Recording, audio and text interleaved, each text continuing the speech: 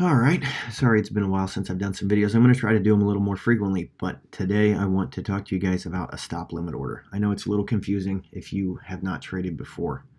So a stop limit order is like if you opened a position before you went to sleep and you were afraid it was going to crash, but you did not want to sell at the current price because you were also thinking that it might go up.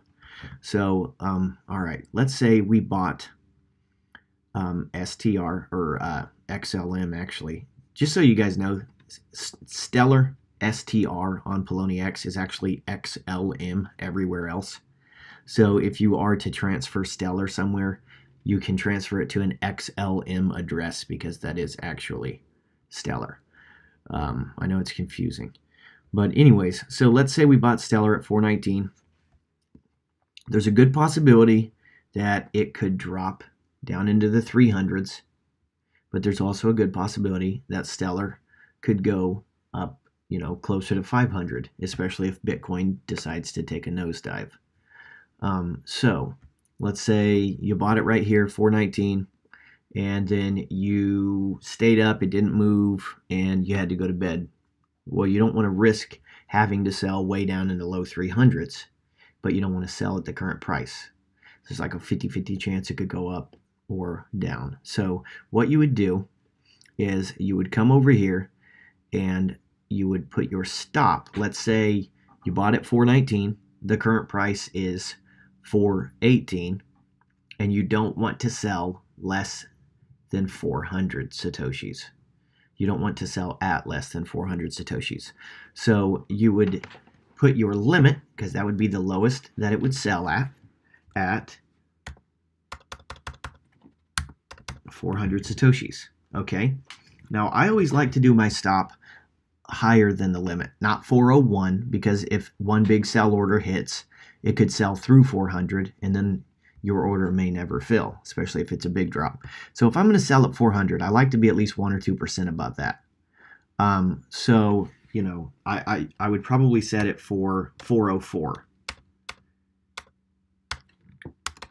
So, all right. So, and then I would do my total amount of Stellar. Let's just pretend I have 100,000. All right. Or a million, whatever. So, what would happen now is if you went to sleep or you stopped looking at the markets and Stellar dropped, it could drop all the way down to 405 and your order would still not execute, okay? But once it touches 404, this would become a market order.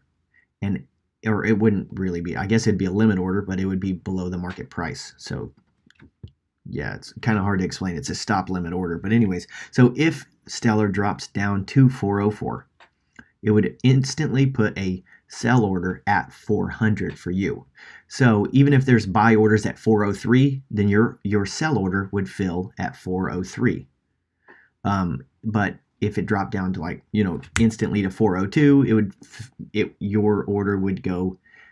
It fills the highest buy orders, but then it would set your order at 400. So as long as there is enough Bitcoin at 400, then it would fill your total order. If there is not enough Bitcoin at 400, it would sell from 404 down to 400, and then put in a limit order there at 400.